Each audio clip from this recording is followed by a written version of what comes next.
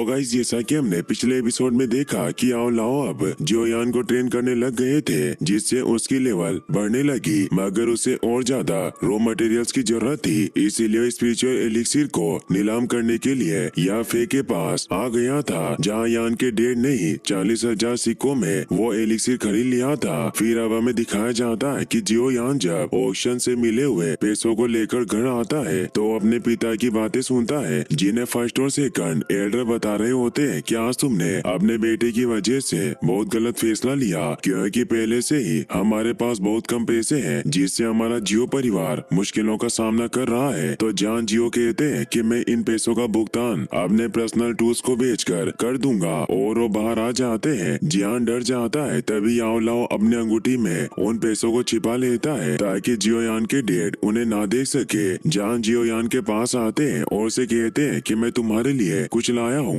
फिर वो उसे स्पिरिचुअल एलिक्सिर देते हैं। इससे वो खुश होता है और अपने डैड को गले लगाकर कहता है कि मैं अपनी लेवल बढ़ाने की पूरी कोशिश कर रहा हूँ। तो वो कहते हैं कि मुझे पता है कि तुम बहुत मेहनत कर रहे हो। जियोयान अपने कमरे में आ जाता है और सोचता है कि अब मुझे आज रात ही लेवल 6 पर पहुँचना होगा। मैं अपने पिता को और ज्यादा निराश नहीं कर सकता। याओ लाओ से कहते हैं कि मैं तुम्हें चेतावनी दे रहा हूँ कि तुम्हें इतनी जल्दबाजी नहीं करनी चाहिए। जियोयान कहता है कि इससे कोई फर्क नहीं पड़ता। याओ लाओ कहते हैं कि फिर तो ठीक है, तुम्हें बहुत कड़ी मेहनत करनी होगी, और अब वो प्रैक्टिस करने लग जाते हैं। वो दिन रात मेहनत करता है। वो क्रशिंग स्किल सीखने के लिए बांस को हिट कर रहा था, जिससे उसे हाथ में बहुत दर्द होता है। इसीलिए याओ लाओ को कहता है कि भले ही इस टेक्निक में बहुत पावर हो, पर इससे मेरा हाथ भी टूट सकता है। याओ लाओ बताते हैं कि ऑक्टाडी क्रशिंग टेक्निक बहुत उपयोगी और फायदेमंद है, मगर तुम्हारी पावर कम होने की वजह से तुम इसे नहीं सीख पा रहे हो। इसीलिए तुम्हें फायर विंड पाम और वैक्यूम पाम को सीखने पर फोकस करना चाहिए। एक छोटे बांस को उठाकर फायर विंड पावर से तोड़ देता है। याओ लाओ कहते हैं कि तुम्हारा प्रयास बुरा नहीं था, तुम बहुत जल्दी प्रोग्रेस कर रहे हो, क्योंकि वो 6ठे लेवल पर पहुंच चुका था। जियोयान मास्टर से कहता है कि मुझे लेवल 7 पर पहुंचने में कितना वक्त लगेगा। याओ लाओ से बताते हैं कि लेवल 7 तक पहुंचने के लिए तुम्हें डूची के लेवल को इंटरमीडिएट से एडवांस तक बढ़ाना होगा, और ये तुम्हारी बहुत सारी ऊर्जा को कंज्यूम करेगा। इसीलिए तुम्हें अपने दिमाग को शांत रखना होगा, और तुम अपने पिता की वजह से जितनी ज्यादा जल्दबाजी करोगे उतनी ज्यादा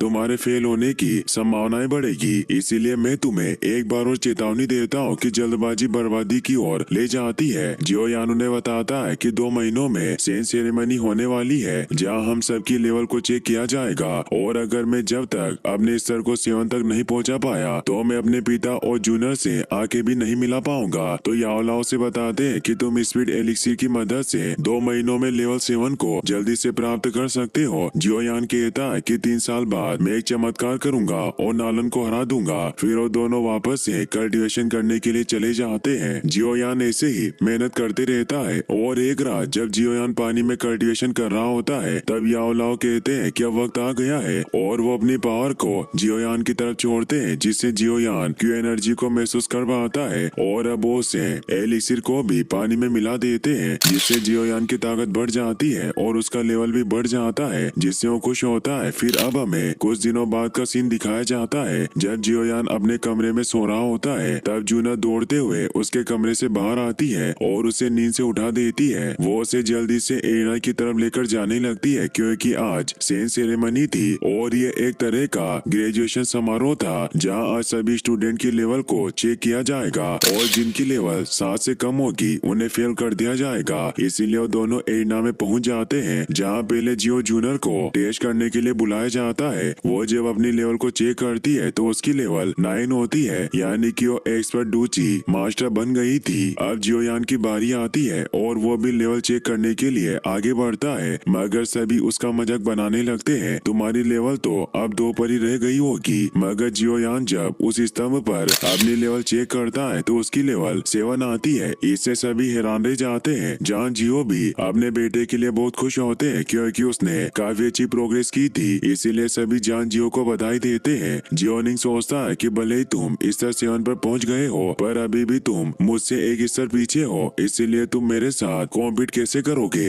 वही हमें जिया लीबी को दिखाया जाता है। याओ अपने डैड को इस बारे में बताता है कि जियोयान की लेवल वापस से बढ़ रही है। तो जिया लीबी कहते हैं कि क्रो सिटी में 1 महीने बाद ओपनिंग सेरेमनी होने वाली है, जाने परिवार भी आ सकते हैं। इसीलिए हम वहाँ जाएंगे और पता लगाएंगे कि जियोयान अल्केमिस्ट की मदद ले रहा है या नहीं। याओ को भी उनका आइडिया अच्छा लगता है। फिर हमें 1 महीने बाद एरिना का सीन दिखाया जाता है जहाँ जिया लीबी भी सेरेमनी में पहुँच जाता है। फर्स्ट एडर सभी को बताता है कि आज जियो फैमिली एज की ओपनिंग सेरेमनी है, इसीलिए हम आज एक टेस्ट करेंगे। और वो सबसे पहले जियोयान को आगे बुलाते हैं और से कहते हैं कि अभी तुम लेवल 7 पर हो, इसीलिए पारिवारिक कानून के अनुसार तुम्हें अपनी पहली प्रतियोगिता स्वीकार करनी होगी और नोए डूची लेवल या उससे नीचे का कोई भी व्यक्ति तुम्हें चैलेंज कर सकता है। जियोनिंग बाहर निकल कर आता है और कहता है कि मैं जियोयान के साथ लड़ना चाहता हूँ, ये मेरा चचेरा भाई है। और वो जियोयान पर हमला करने लग जाता है। वो अपनी येलो इंटरमीडिएट लेवल टेक्निक और स्प्लिटिंग क्लो अटैक ट्रिक का यूज करता है। जियोयान उसके वार को रोकता है और ब्लैक ज्वान टेक्निक का यूज करके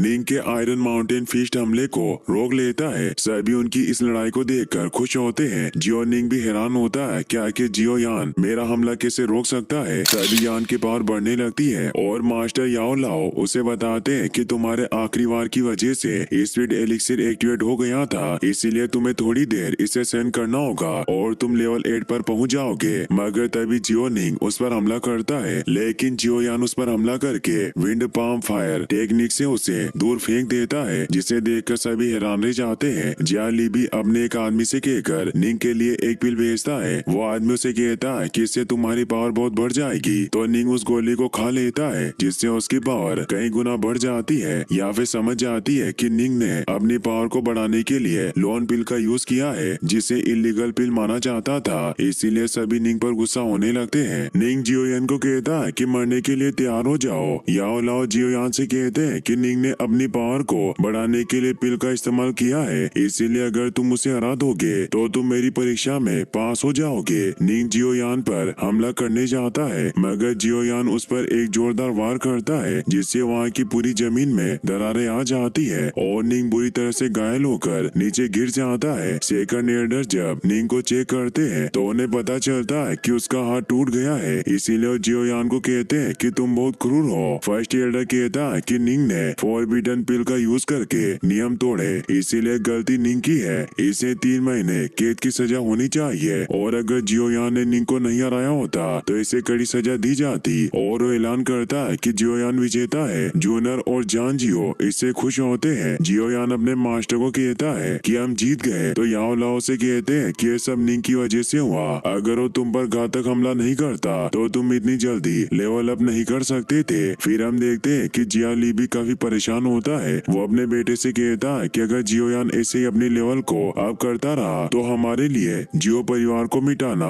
नामुमकिन हो जाएगा और उल्टा हमारा जियाली परिवार ही नष्ट हो जाएगा। याओ ने कहता है कि मेरे पास एक आइडिया है और ओशियोशी नाम के आदमी को वहाँ बुलाता है जो 2 लड़कियों के साथ वहाँ आता है। याओ अपने डेट को बताता है कि एक अल्केमिस्ट है और उसे अपने डेट से मिलवाता है। लियोशियो ने कहता है कि तुम्हें इतना ज्यादा विनर होने की कोई जरूरत नहीं है, मैं तुम्हारी जियो परिवार को मिटाने में मदद करूंगा। बस मेरी एक रिक्वेस्ट है कि तुम्हें मेरे काम के बदले मुझे लड़कियां लाकर देनी होगी। मगर जियालीबी को लियोशी अच्छा नहीं लगता, तो याओ अपने डेट को बताता है कि बहुत ही रेयर मेडिसिन बनाने में सक्षम है, इसीलिए हम इसकी मदद से जियो फैमिली के बाजार को बीट कर सकते हैं और हम उनके सभी रॉ मटेरियल्स को खरीद लेंगे, जिससे अगर वो हमारे पास रॉ मटेरियल्स खरीदना है तो हमें पता चल जाएगा कि जियोयान एक अल्केमिस्ट की मदद ले रहा है। लियोशी बताता है कि मैं लेवल 4 का अल्केमिस्ट हूँ, इसीलिए मैं काफी पावरफुल पिल बना सकता हूँ, जिसकी वजह से आपको कोई हरा नहीं सकता, पर तुम्हें मुझे कुछ लड़कियां लाकर देनी होगी। जियाली भी इसके लिए मान जाते हैं और उसे पूछते हैं कि तुम्हें किस तरह की लड़की चाहिए। लियोशी कहता है कि मैंने सुना है कि क्रॉस सिटी की या फिर बहुत ही खूबसूरत है, इसीलिए मेरे लिए परफेक्ट रहेगी, तुम्हें उसे मेरे पास लाना होगा। या उसकी बात मान लेता है। वही हम जूनर और जियोयान को देखते हैं जो बाजार में कुछ रॉ मटेरियल्स खरीदने जाते हैं, मगर वो देखते हैं कि आज बाजार काफी खाली लग रहा है, इसीलिए वो एक आदमी से इस बारे में पूछते हैं कि आज लोग काम क्यों नहीं कर रहे। तो आदमी बताता है कि जियाली फैमिली ने सभी दुकानदारों को चीप कायाकल्प की गोलियां बांटी और सभी को अपनी तरफ कर लिया, जिससे सभी दुकानदार अलग जगहों पर चले गए। और अगर ऐसा ही चलता रहा तो हमारा जियो परिवार का मार्केट बहुत नीचे गिर जाएगा। जियो यानी से परेशान होता है, तो याओ लाओ से कहते हैं कि मेरे पास इसका एक समाधान है। फिर जियोयान बेच बदल कर याफे के पास पहुंच जाता है और उस बिल के रॉ मटेरियल से